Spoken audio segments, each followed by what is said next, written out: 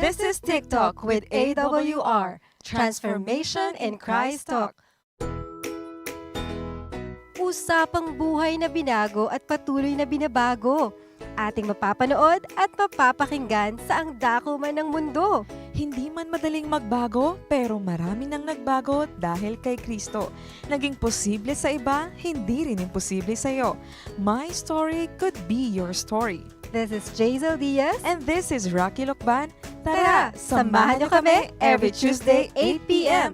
Dito lang sa AWR 89.1 FM. Hello mga ka-TikTok! Welcome to Transformation in Christ Talk with AWR. Nakikinig at nanonood po kayo sa programang Usapang Pagbabago kay Kristo. Sa loob ng isang oras ay makakasama niyo po kami. Ako po ang inyong kakwentuhan, DJ Jazz. At ako naman po ang inyong kakwentuhan na si DJ Rack at excited na nga po kami na muli na naman po tayong makakapagkwentuhan ng panibagong kwentong pagbabagong buhay kay Kristo ng ating pong makakasamang guest maya-maya lamang, DJ Jazz. Yes, kaya binabati po muna namin ang lahat ng nakikinig sa ating radio station na 89.1 FM at nanonood sa ating Facebook page and YouTube channel na Adventist World Radio Manila. Ganun din sa nasa TikTok social media platform natin. Ang page po natin doon ay AWR Manila 89.1 FM. Kung kayo po ay hindi pa nakaka-subscribe and like, paki-subscribe and like na po at follow. At kung meron po kayong kwentong pagbabago rin naman na gusto niyo po i-share sa amin at sa ating mga taga-subaybay, or meron kayong comments or tanong or pa-shoutout, kayo po ay tumawag or mag-text lamang sa ating numero na 0918-9447-891. Again, 0918-9447-891. Yes, muli binabati po natin ang ating pong mga masusugid na tagapakinig ng 89.1 FM at ganoon din po sa ating Facebook at YouTube channel na Adventist World Radio Manila. So ngayon nga po hindi papahuli ang ating mga teambahay, DJ Jazz, sila nanay, sila tatay, sila ate, sila kuya.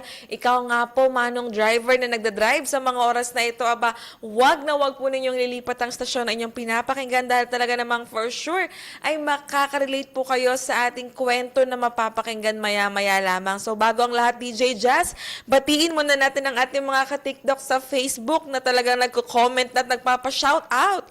Ayan, unahin ko na dito ang aking nanay. Ayan, ang aking mama, si Mama Christina Lokban. Hello po, Ma. And thank you for watching with us. And also, we have here with us, Ma'am Evelyn Tayag. Magandang gabi din po sa inyo.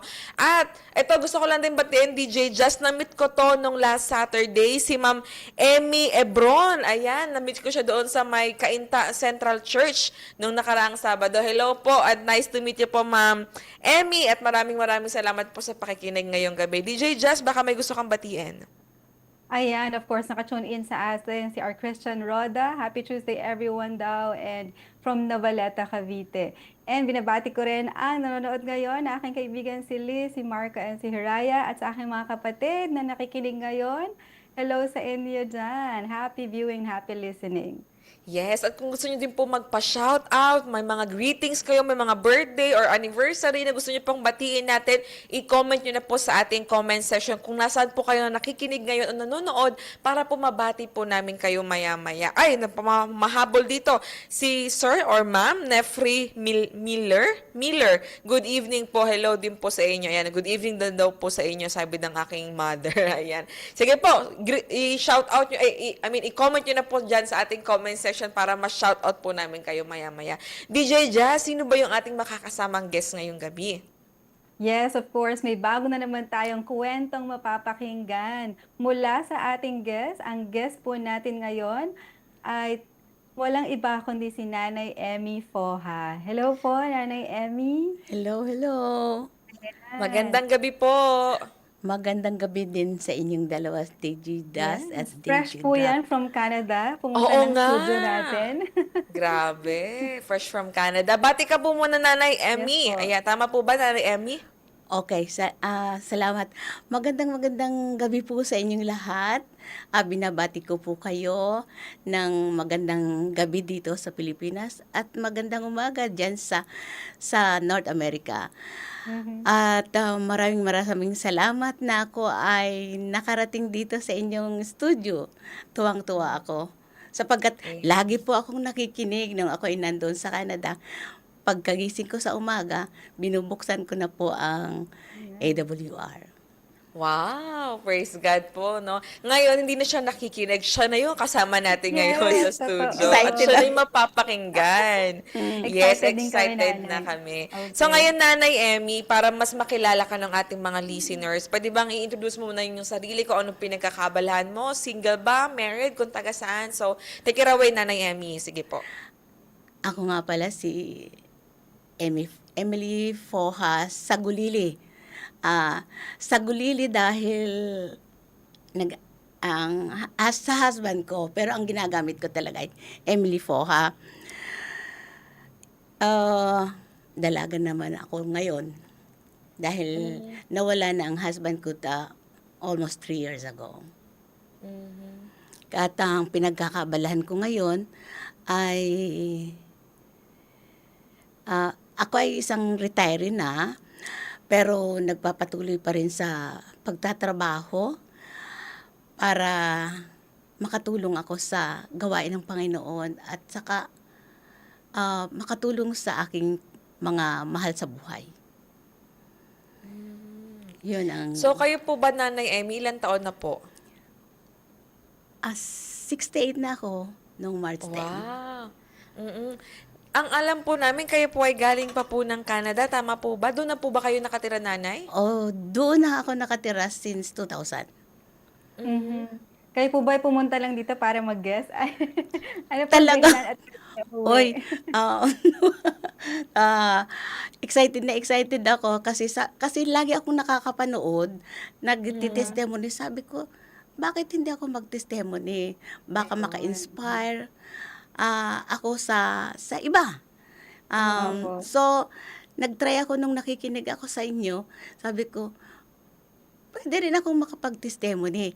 So, sumagot naman. Sabi, at tinutuon nila.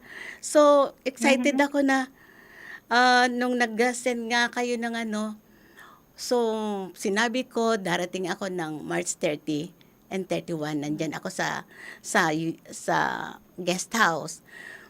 Kaya, nag-send sila ng sulat at binigyan ako ng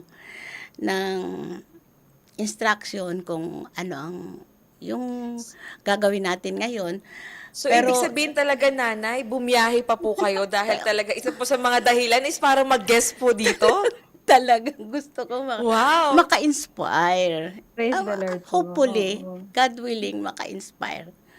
Amen. Grabe, DJ Just, no? At ako Pwede na- naman yung gawing online eh. Nakaka-inspire ako na-inspire ako sa inyong ginagawa, ministry.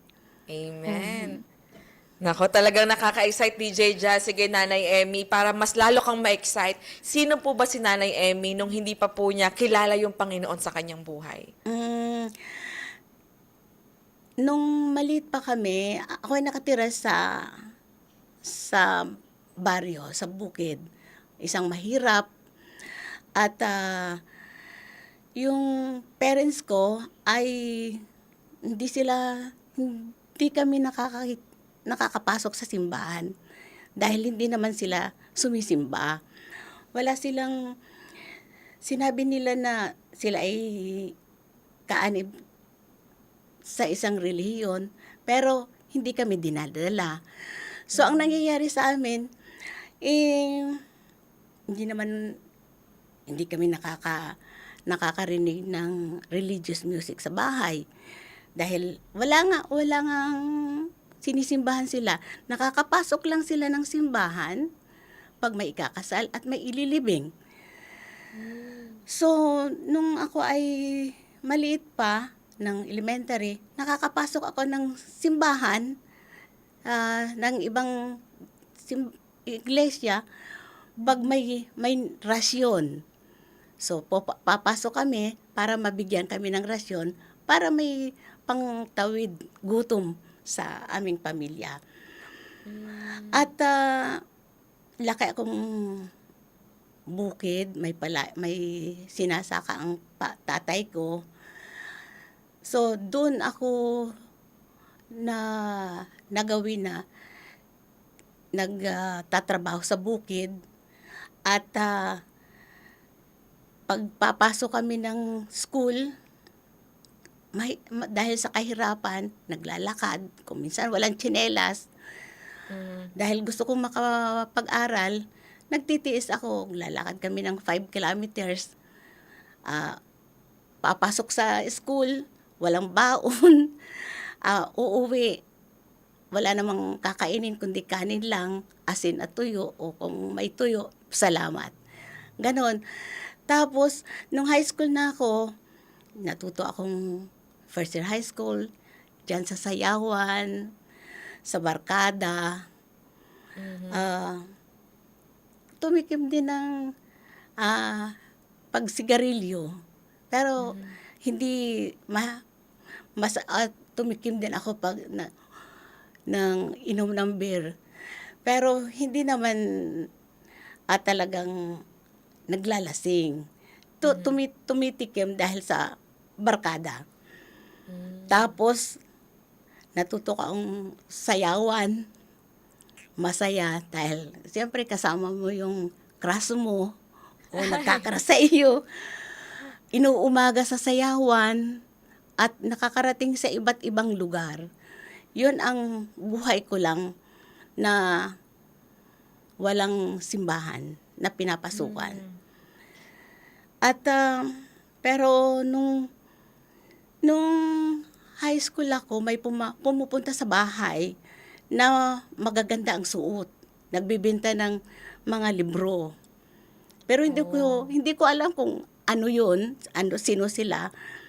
Nakikita ko yung mama ko, bumibili sa kanila ng libro. Sabi ko, ano bang ginagawa ng mama ko nito? Nagbibenta ng palay, isang kabang palay, ipagpapalit sa isang librong maliit. Sabi ko, tapos nakikita ko lang doon sa taas ng aparador. Pero bumibili siya, hindi naman namin binabasa. Pero ang naanahan ko noon, alam nyo, sabi ko, parang gusto kong maging katulad nila. Yung magsusuot ako ng magandang kasuotan. Kasi siyempre, sa bukid ka, wala namang kaming perang pambili ng magandang damit. Hindi naman kami sumisimba. Hindi katulad ng pag sumisimba ka, siyempre magsusuot ka ng maayos na damit. Wala. Sabi ko, sana sa balang araw, gusto ko rin maging katulad nila. Makasuot ako ng maayos na damit. Yun ang pangarap ko. Pangarap ko na, sabi ko, ay sana, hindi naman ako marunong manalangin. Sabi ko, sana gusto kong maging katulad nila. So, Ako, DJ Jazz, no? Talagang napapansin natin na si Nanay Emmy, talagang kumbaga lumaki siya na, kumbaga, hindi niya, alam niya may simbahan, pero hindi niya naranasan kung ano bang pakiramdam natin ng simbahan. Ikaw, DJ Jazz, Yun na anong nga. masasabi mo doon? Totoo, parang feeling ko, parang iba yung karanasan niya na wala talagang relihiyon. Alam mo yun, yung buhay na walang religion, yun yung binuhay niya. Until high school, ano? Until high Hanggang sa school. makita niya na may iba palang itsura ng tao na mayroong religion, something like that, na parang kapag may religion ka, iba din yung aura mo, iba yung pananamit mo, iba yung pwedeng maging gawin mo at ugali mo, something like that. oo.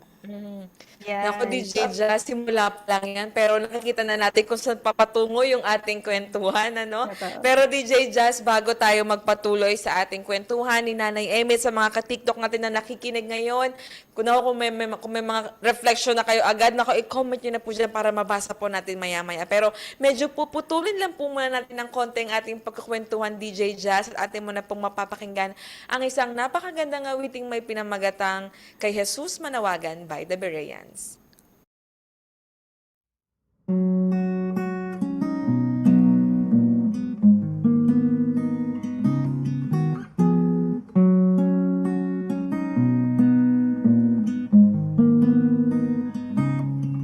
Kapag langit ay maulap at tila uulan, ika'y may suliranin at tuloy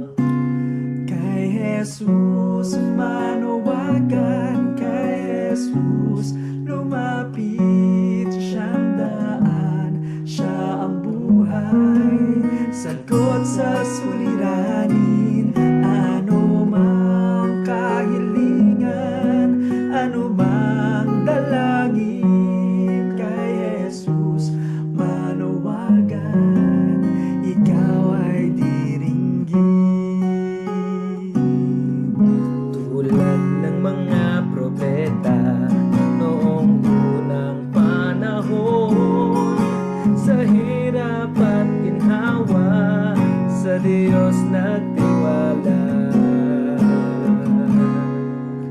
Kaya't ang paalala sa ating magtiwala, upang ang buhay natin ay lubos guminawa. Kay Jesus manawagan, kay Jesus lumapit, siyang daan, siyang buhay, sagot sa suliranin, anumang kahilingan, anumang dalangin, kay Jesus manawagan, ikaw ay diringgin. Kay Jesus manawagan, kay Jesus lumapit, siyang daan, siyang buhay, sagot sa suliranin, anumang kahilingan, anumang dalangin, kay Jesus manawagan, ikaw ay kay Jesus manawagan, kay Jesus lumapit, siyang daan, siyang buhay, sagot sa suliranin, anumang kahilingan, anumang dalangin, kay Jesus manawagan, ikaw ay kay Jesus manawagan, kay Jesus, ikaw ay kay Jesus manawagan, ikaw ay diringgin. Andito pa rin po tayo sa ating programa na TikTok o Transformation in Christ Talk with AWR. Ako pa rin po yung kakwentuhan, DJ Rack. Yes, and this is DJ Jazz. Patuloy po kayong nakikinig dito sa 89.1 FM at nanonood sa ating Facebook page and YouTube channel na Adventist World Radio Manila. Ganun din sa ating TikTok social media platform na AWR 89.1 FM. At kung meron pa po kayong pa-shoutout, mga comments, kwento, or tanong, kayo po ay tumawag o mag-text sa ating numero 0918-9447-891. Again, 0918-9447-891. At DJ Rack, marami na nga nagpapabate. Oo nga, unahan mo na Special DJ Jazz. greetings, DJ Rack. Happy birthday po kay Nanay Mirna Condes. Hello po, happy birthday! Yes. And of course, regards kay Hiraya na nakikinig ngayon na kumakaway-kaway pa daw. Ayan, baka nakikita niya tayo kumakaway-kaway din. Sige, gusto ko din batiin dito di ko alam ano to, sabi niya, New Life in Christ. Sabi niya, good evening from Ibus SDA Church, Guagua. Aba, hello po. Magandang gabi po sa inyo. At kay Ma'am Ivy Bandola, ayan, sabi niya, pwede pong maka-request ng prayer para po sa anak kong may cancer po. Oh, sure po. Isasama po natin yan sa ating pong panalangin, Ma'am Ivy.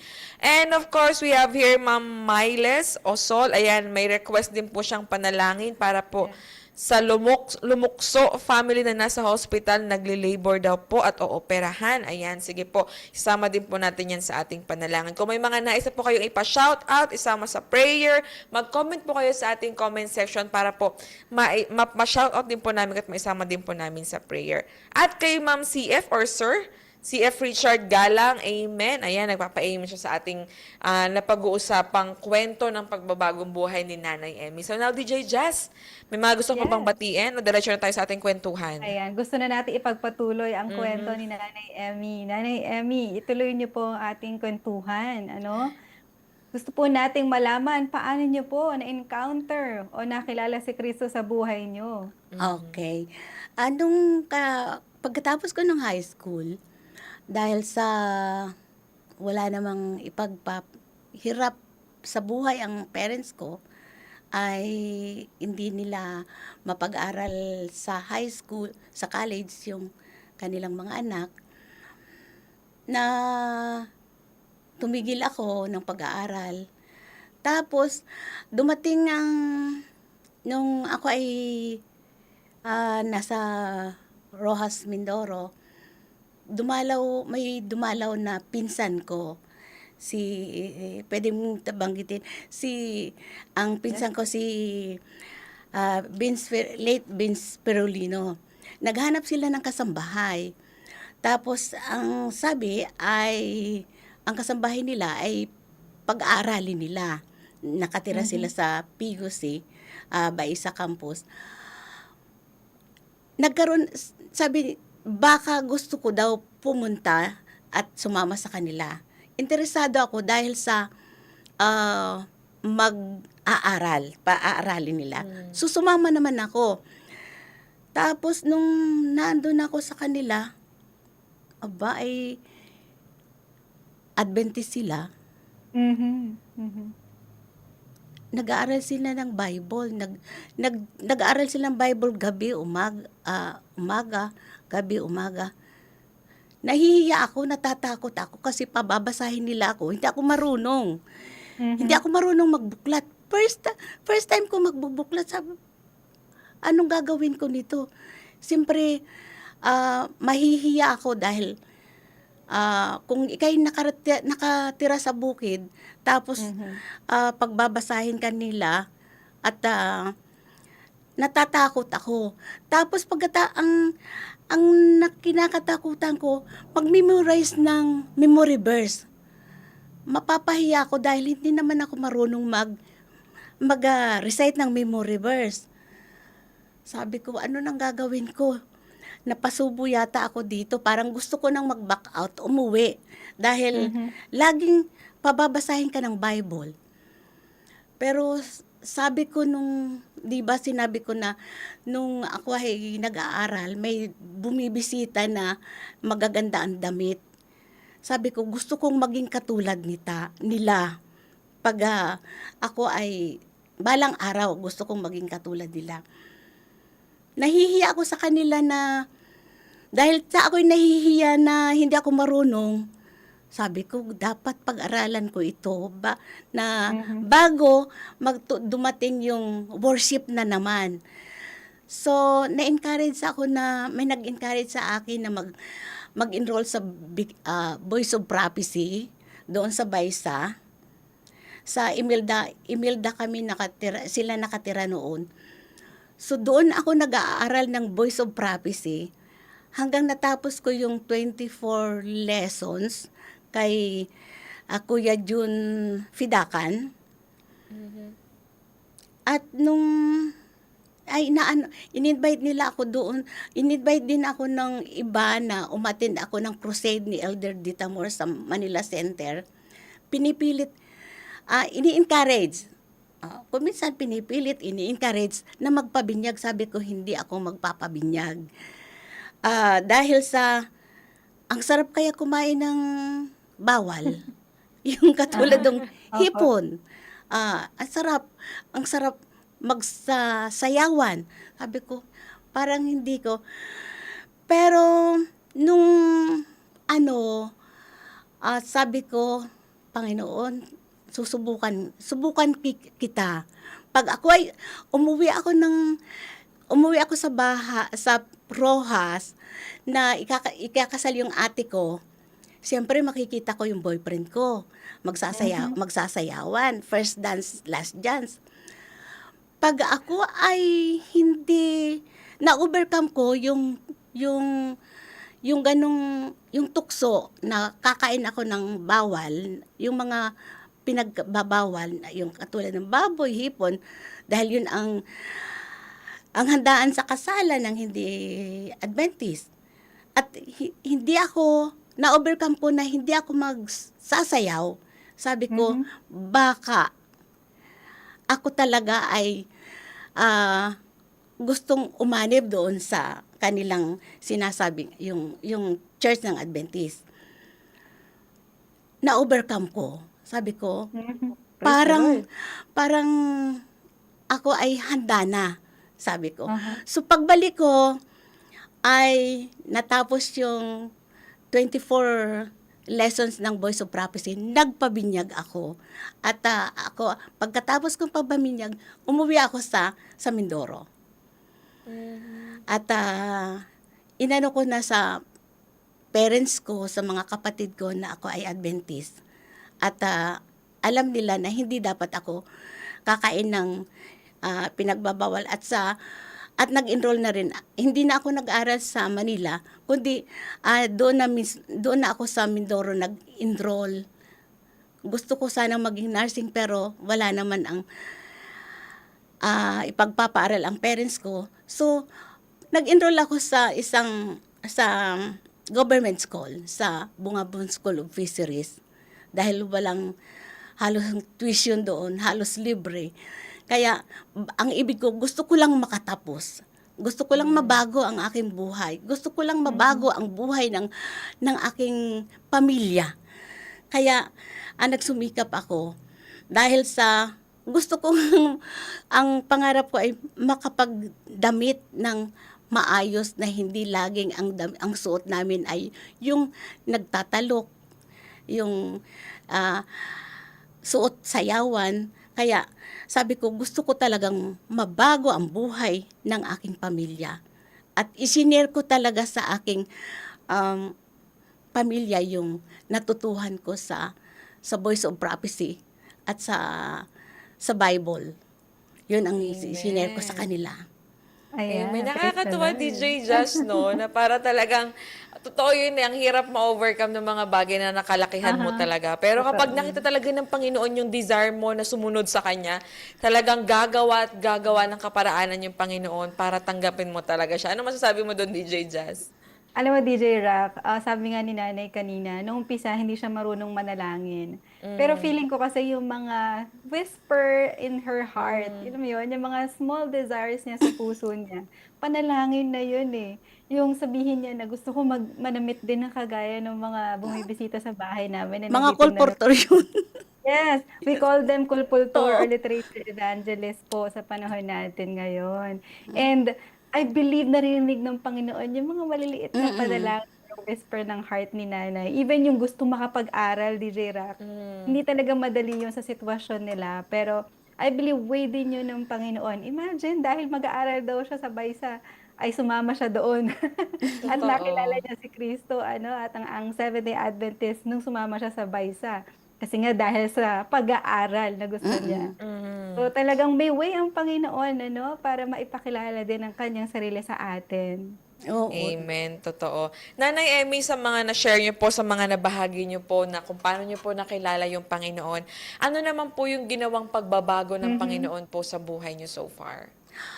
Ang pagbabago, nung pagkatapos ko nagtapos ako ng college sa Nasugbu, Batangas, ng Bachelor of Science in Fisheries.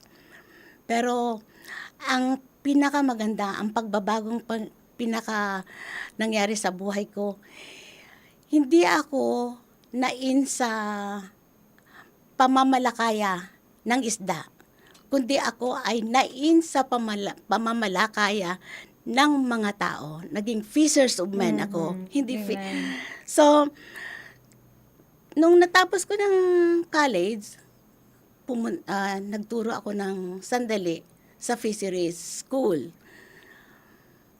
Tapos, sabi ko, gusto kong maiba. So, pumunta ako ng Manila, naghanap ako ng trabaho, pero Sabado ay napakahirap maghanap ng trabaho na hindi free ang Sabat. So, si Pastor Ferolino, first cousin ko, in-encourage niya ako na mag-join ng student literature evangelist sa Angeles City. Pero wala naman akong means na mag-join dahil wala akong pera. So, ang Panginoon ay gumawa na may isang batang nagkasakit, nangangailangan na mag-alaga sa kanya dito sa sanitarium for 1 week. Binigyan ako ng 50 pesos. So, yung 50 pesos, ang investment ko na mag-join ako ng student literature evangelist sa Angeles City. At yung 50 pesos na yon ay naging puhunan ko para lalong matuto ako sa kanyang salita, sa kanyang gawain. At bagaman ang isang kabataan na galing sa bukid, halos 2 lang damit ko na dala, wala akong ano. Pero God makes a way na yung isang mahiyain na kabataan, hindi marunong magsalita. First day ko nga, kakatok, sabi ko, sana walang tao dahil hindi ako marunong makipag-usap. Hindi ko alam kung paano ang sasabihin ko. Sana walang tao. Tapos, ang nakapag-encourage sa akin na lalong mag-stay at makilala ang Panginoon, yung leader ng Kulporto, ng student literature, sabi niya, yan si Emmy Foha, teacher yan, mag-i-stay yan sa gawain. Sabi ko, hindi ko naman sinabi. Bakit niya sinasabi? Sabi ko, uuwi ako. Babalik na lang ako sa pagsasaka dahil hindi para sa akin itong gawain ito. Dahil hindi ako marunong magsalita. At ang nangyari nung last week na ng pagkakanbas sa summer, may nakanbas kami na matanda. Sabi niya, inaalok namin yung book. Sabi niya, ay hindi ako po mag-ano, gusto ko ay Tagalog. Inaalok namin yung health and home na yung 5 pesos lang. Ayaw niya dahil English. Dalhan mo ako ng Tagalog at bibilhin ko. Sabi ko, sige nga, dadalhan kita kasi yun ang ano ko sa Panginoon na pag hindi niya binili itong book na Tagalog, uuwi ako. Pag binili niya, mag-i-stay ako ng magkakanbas, sabi ko. Dinalang ko, sabi ko sa leader ko, bigyan niyo nga po ako ng book na Tagalog. Binigyan niya ako ng book na Tagalog na yung Modern Guide to Health na 275 noon. Sabi ko, hindi niya ito bibili dahil mahal. Dahil yung 5 piso nga, hindi niya bibili. Itong 7. Ang nangyari, binili niya, kinas niya, sabi ko, patay, napasubo ako. So, napasubo ako. Pero, doon hindi na ako umuwi. Tumagal ako ng 19 years sa canvassing work. Praise the Lord. Kaya, nakasama ko si daddy mo sa canvassing work. Yeah, yung father-in-law ko po, si Daddy Oo, Sir Diaz. si Daddy Sir Diaz. Grabe no, DJ Jazz. So talagang nakikita natin yung very evident yung transformation na ginawa talaga ng Panginoon sa kanya. Sabi niya, nahihiya siya. Every time na, alam mo yun, may naaalangan siya sa sarili niya, pero yung Panginoon gumagawa ng kaparaanan na hindi yan, mali ka. Diba? Talaga Oo, makikita talaga. mo eh. Talaga. And yung nakikita lang niya sa ibang tao, nangyari din sa kanya. Diba? Gusto niya dati maging ganun. Naging ganun nga siya for 19 years. Totoo. Kumbaga mina-manifest talaga ni Nanay Emmy, ito nangyayari talaga sa kanya. Yes, praise the Lord. Kaya naman DJ Just may mga napapa-comment dito eh. Sabi ni New Life in Christ, sabi niya, sarap mag-testimony nang dahil sa AWR, nagbago buhay ko, nakabalik muli sa Panginoon. God has a million ways. Amen. Ako, New Life in Christ, mag-message ka na sa amin para ikaw naman ang susunod namin makakasamang guest dito sa ating studio. Ayan, sige, mag-message ka po sa aming Facebook para po may makontak din po sa inyo. At sabi din dito ni Joanne Nepomuceno. Hi, Ma'am Joanne. Sabi niya, good evening po. I'm watching from Pasig, Kalawaan po. Hello po sa mga taga-Pasig. Maraming salamat po. DJ Jazz. Yes, Nanay Emmy, no, after na nangyari sa inyo ng mga pagbabago, I think may commitment kayo ngayon sa Panginoon. Ano yung naging commitment niyo na sa Panginoon this time? Ang commitment ko hindi lang this time, since nung 2015, na-diagnose ako ng stage 4 cancer. Oh. Naoperahan ako. Naoperahan ako ng February 11, 2015 sa aking thyroid cancer. In the middle of operation, tinigil nila ang pag-opera dahil mawawalan ako ng boses pag pinatuloy. So, binalik nila sa tumor board. Ang decision pa rin, go for operation. He will, wala tayong magagawa dahil kumalat na siya. So, March 13, after my birthday, ay inoperahan ako. 2 days before the operation, sabi ng oncologist ko, straight to the point, you will lose your voice for life. Nandyan yung husband ko, nakikinig. Sabi ko, papaano yan? Mawawalan ako ng boses. Ang sabi niya, siya din ay converted. Siya ay, dati ay, Galing din sa ibang religion. Galing din sa ibang religion. Magpapari siya. Pero, God makes a way for him. Sabi niya sa akin, huwag kang maniwala sapagkat may Diyos tayong nilalapitan. So, sige, sabi ko. Tinanong ko ng doktor, sabi ko, Doc, how long I gonna live? Well, siguro pag inoperahan ka, tatagal ka din ng 5 years, 10 years, 20 years or more. Kung hindi ka magpapa-opera, maybe 2 years or 5 years. We don't know. Sabi ko sa husband ko, ano magpapa-opera? Pa-opera. Inoperahan ako. You lose your voice for life. Di sabi ko sinyasan.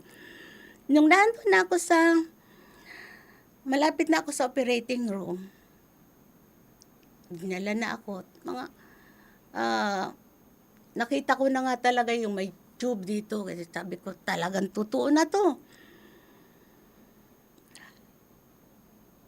Awit ako ng awit. Pray ako ng pray. 10 minutes before ipus na ako sa operating room, sabi ko, Lord, salamat sa 58 years na binigyan mo ako ng boses. Lord, ang boses ko, ang binigay mo sa akin na investment para maglingkod sa iyo. Ang boses ko, maglingkod sa iyo, napapaawit, umaawit, nagsasalita, nagtuturo. Lord, salamat. Sabi ko, Lord, salamat ng marami.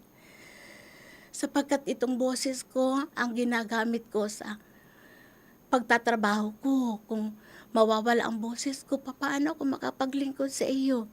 Pero hindi ko kayo sisisi. Nagpapasalamat ako. Amen. 5 minutes, mga 2 minutes, dumaan yung Jewish doctor ko. Hello, Emily, how are you? Sabi, Doctor, I've been praying for you since then. Ang sabi niya, pray more, we need miracle. Sabi niya, yes, Lord, thank you. Pinusta nila ako sa operating room. Sabi ko sa operating team, thank you very much. I've been praying for you. Pero salamat dahil baka sunod hindi ko na kayo makita at hindi ko na kayo mas mapapasalamatan. At yun, ang boses ko ay isang miracle. Amen. So nung nasa recovery room na ako, pumasok yung husband ko, sabi ko, sabi ko sa kanya, sabi ko, anong sinasabi mo? Hindi ako nagsasalita dahil akala ko wala na akong boses. Tapos, no, you don't know. Sabi niya, successful ang operation. Sabi ko, praise the Lord! Sabi ko, tuwan-tuwa ako. Salamat Lord, salamat Lord. At simula noon, sabi ko, Lord, itong buhay ko ay pinagkakaloob ko sa inyo, yung boses ko. After alam nyo, 2 months, pinaglilid na naman nila ako ng Singspiration. Sabi ko, ano bang ginagawa nyo? Bakit nyo ako inano? Ganito na nga ang boses ko. Sabi ng mga sa church namin, sabi niya, Lola, you're our inspiration. Pag ikaw ang nagpapaamit, masaya kami dahil ikaw ay na-inspired mo kami sa iyong pagpapaawit. So, binigay ko yung aking Yung pong boses. boses sa Yung kanya. sarili. Sabi ko, Lord, gamitin ko itong boses ko, maghanap buhay ako, maglingkod ako sa iyo para makatulong sa banal na gawain ng Panginoon. Amen. Ako, DJ Amen. Jazz, Praise no, the talagang Lord. kumbaga, ito yung naging commitment ni Nanay Yung Evie commitment na mo. ibigay na yung kanyang boses, ang kanyang puso at buhay sa Oo. Panginoon. Ako, DJ Jazz, bago tayo magpatuloy, bago tayo magtapos, ating mo na pong mapapakinggan ng isang napakagandang awiting may pinamagatang sa wakas by the Bereans.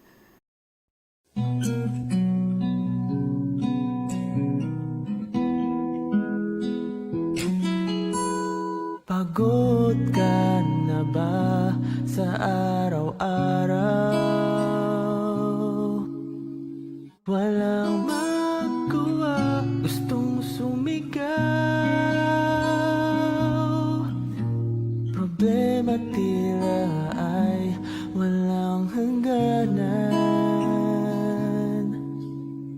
Gigising ulit para lumaban.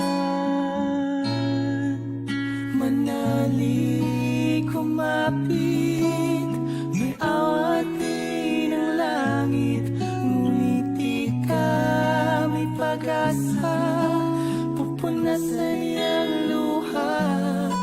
Tama na, sumuko ka, isuko sa kanya.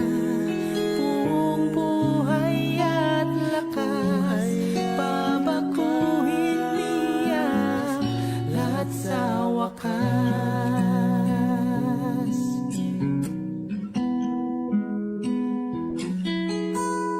Hindi matimpla ang iyong damdamin. Gulo ang isip sa dapat gawin. Kaibigan ko, ang Diyos nangako.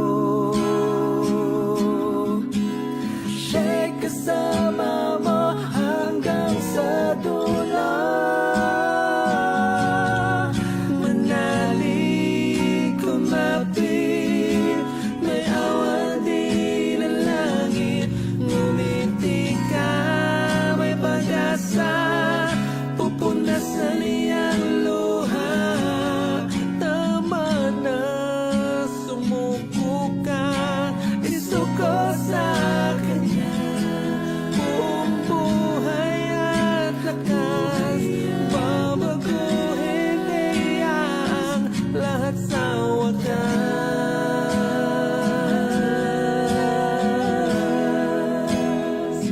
Lahat sa wakas.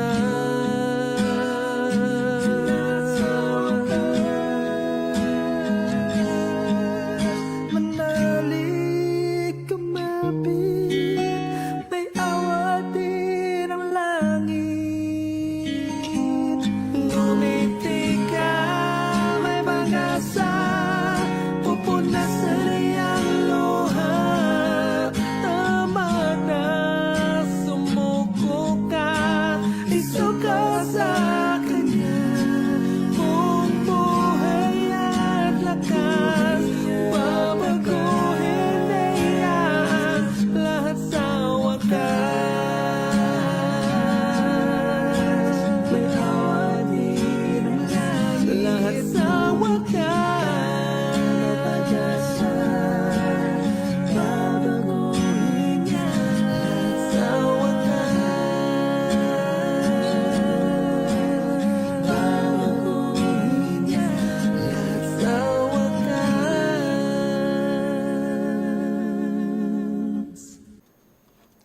andito pa rin po kayo at nakikinig sa ating programa na TikTok at Transformation in Christ Talk with AWR. Ako pa rin po ang inyong kakwentuhan, DJ Rack. Yes, and this is DJ Jazz. At marami nga po nag-comment kung paano nababless sila sa storya natin ngayon. Sabi po ni Odette Alegre Acoba, God uses people in simple ways. Kapag pinili ka ng Diyos, kahit hindi ka handa, gagawin ka niyang handa. Praise the Lord. Amen. And binabati ko po si Baby Zane, na baby pa lang siya pero nanonood na ng TikTok ni J-Rat. Wow. Ang mga sister at ang brothers na nanonood ngayon. Yes, binabati ko rin po si Ma'am Teresita Galapon. Sabi niya, amen po. At kay Ma'am Estela Deapera at Jovita Palma, amen daw po sa inyong kwento, Ma'am Emmy. At also si Ma'am Minerva Escolano, sabi niya, good evening din po. Nako, ngayong father-in-law, DJ Yes. Jazz, nag-comment na. Ayan, sige. Sabi niya, praise God, Mary Emmy. Nasa Manila ka na pala. God bless your ministry more. More power sa atin, DJ Jazz and DJ Rack. Your program is such an inspiration. Praise the Lord po. Praise Kaya kung meron pa God. po kayong mga comment, kwento, lagay niyo lang po dyan. Or kami po ay inyong i-text sa ating mga numero na 0918-9447-891. Again, 0918-9447-891. Baka ang Yes. kwento niyo naman ang mapakinggan natin. Amen. Shout out din po kay Ma'am Annalisa David. Good evening po, watching SDA Church Angat, Bulacan. Hello po sa mga taga Bulacan. Ako, baka may mga hindi rin kami nabasa kanina. Medyo ang dami na kasi nagko-comment dito. Hindi ko na nasundan kung sino po yung mga nagbabahagi kanina. Pero again, kung gusto niyo pong, ang kwento niyo naman po ang mapakinggan, mag-message lang po kayo sa atin pong account para po kayo naman po ang makakasama naming guest na live po dito. Kay Ma'am Shoni Pedraza, hello din po sa inyo. Good evening din po. At sa mga nag-send po ng prayer request, wag po kayo mag-alala dahil sasama po namin yan sa aming po mga personal prayer request. At also din po, no, DJ Jazz, nag-comment sa atin dito si DJ Lou. Hello, DJ Lou. Yes, Isang hello. maigpit na yakap para sa iyo at sa Yes, iyong true. pamilya. Okay. So ngayon, DJ Jazz, sige, go. Balik na tayo kay Nanay Emmy. Nanay Emmy, Mhm. sino na po si Nanay Emmy nung nabago na at nakilala niya na si Kristo? Yan, kahit short lang po, Nanay Emmy, dahil po limited ang ating time ngayon. Ako ngayon, hindi na nanay, kundi ako na si Lola Emmy, sabi nila, na after nga nung ako ay na-diagnose at saka nung namatay yung husband ko dahil sa kanyang sakit na multiple system atrophy no cure, ay lalo kong ikinumit ang aking buhay at ang aking sarili sa paglilingkod at pagtulong sa gawain ng Panginoon para hindi lang ako ang nakatanggap ng blessing mula sa kanya, kundi ang aking pamilya. Ako ang naging pangalawang Adventist sa family namin, pero mostly ng aking family ngayon ay naging kasama namin sa pananampalataya at yun ay patuloy ko pa rin isinishare ang gawain ng Panginoon lalo't hulit sa huling kapanahonan ngayon. Gawin po natin na i-commit ang ating sarili sa paglilingkod at pagtulong sa gawain ng Panginoon. Yun ang aking babahagi sa inyo. Yes? May pabaon na din, DJ Rack, Oo nga eh. Ikaw ba, DJ Jazz? Ano yung naging baon mo sa kwento ni Nanay Emmy? Naku, napakarami, DJ Rock. Una sa lahat, yung mga prayers natin sa puso natin, kahit hindi natin sinasabi in a very formal way na prayer, God knows our hearts and He listens to the whispers of our hearts. And yung mga miracles sa buhay natin, DJ Rock, way ng Panginoon yon para mag-commit tayo lalo sa Kanya. Imagine, nawala ng boses si Nanay Emmy. Hindi na natin Totoo. mapapakinggan yung napaka-cute niyang boses ngayon. It makes her young, kahit Lola Emmy ang tawag natin sa kanya. Sa ganda ng boses niya. And sobrang na-appreciate ko rin, DJ Rack, na tayo ngayon ay merong life and the voice that we have, DJ Rack. Kasi radio tayo eh. Kung wala Totoo. tayong boses, we cannot do this, yung radio ministry natin. So sobrang na-appreciate ko yung blessing ng Panginoon sa atin because of the story and because of the life of Nanay Emmy. Ikaw, DJ Rack, ano naging baon mo? Bago ko ibigay yung pabaon ko, shout out ko muna dito. Ayan, si Ma'am Miles Lariosa, sabi niya, hello po, watching from Los Baños, Yes. Laguna. Hello din po sa mga taga Los Baños, sa mga hindi pa po namin nag-greet. Nako, kay Sir Dave Thompson, nag-highlight, nagpa-followers at talagang minimension ng mga kung sino-sino. Sir Dave Thompson, maraming salamat po sa pag-share. Ayan, sa mga di pa po namin nag-greet, ayan, pasensya na po kayo, talagang napakadami po ninyo ngayon. So sa akin, DJ Jazz, siguro yung naging baon ko sa kwento ni Nanay Emmy, no, na talagang kahit ano pa yung pagsubok na dumating sa buhay mo, lalo na kung ma-diagnose ka ng sakit, lalo na pag cancer, di ba? Parang nakakatakot talaga. Pero nakita natin na kapag talagang may purpose ka pa, kapag may mission ka pa talaga sa mundong ito, kahit anong stage ng cancer, kahit anong sakit pa yung dumapo sa'yo, talagang the Lord will, make a miracle talaga na bigyan pa ng extension yung buhay mo. Kasi talagang may mission ka pa. At yung panibagong buhay na yun ay binigay sa'yo ng Panginoon, yan yung gagamitin mo para magpatotoo sa mga tao na talagang ang Diyos na yung pinagsisilbihan ay buhay at makapangyarihan. And Amen. nakita naman natin yan, DJ Jazz, sa buhay ni Nanay Emmy, no, na ang sakit na cancer, hindi basta-basta, lalo na kung stage 4 pa, di ba? Pero nakita natin, talagang grabe yung milagro ng Panginoon sa kanya dahil nga may mission pa si Nanay. So kung hindi dahil sa pangyayaring yun, ay wala tayong Nanay Emmy ngayon sa mga oras na ito. At kita nyo naman talaga, very clear pa ang kanyang voice na ibahagi ang kabutihan ng Panginoon sa bawat isa sa atin. Konti lang, Nanay Emmy, ano yung gusto mong sabihin sa ating mga listeners bago tayo magtapos? Very quick lang po. Ang masasabi ko sa huwag tayong manghinawa sa paggawa ng mabuti at sa pagtulong sa gawain ng Panginoon. At ang sabi nga ni Jack Ma once said, don't give up. Today is hard. Tomorrow will be worse, but the day after tomorrow will be sunshine. Yan ang naano nila sa akin, wala daw, mukha naman daw wala akong sakit. Yes. Sabi ko, I'm the great pretender.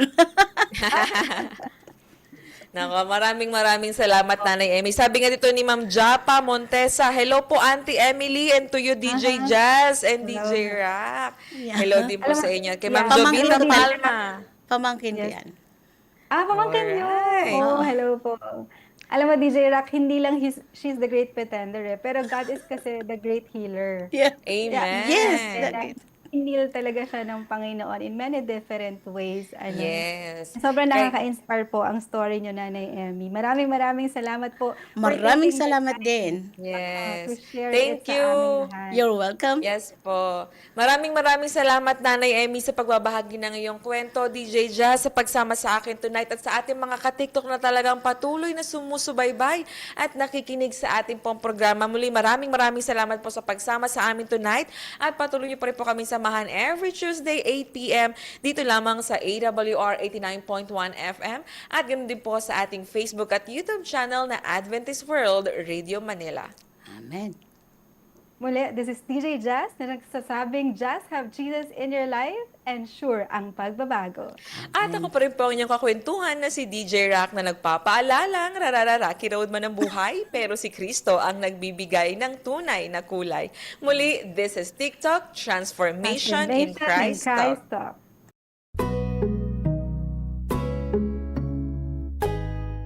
This is TikTok with AWR, Transformation in Christ Talk. Usapang buhay na binago at patuloy na binabago. Ating mapapanood at mapapakinggan sa ang dako man ng mundo. Hindi man madaling magbago, pero marami nang nagbago dahil kay Kristo. Naging posible sa iba, hindi rin imposible sa iyo. My story could be your story. This is Jazel Diaz. And this is Rocky Lokban. Tara, samahan niyo kami every Tuesday 8 p.m. dito lang sa AWR 89.1 FM.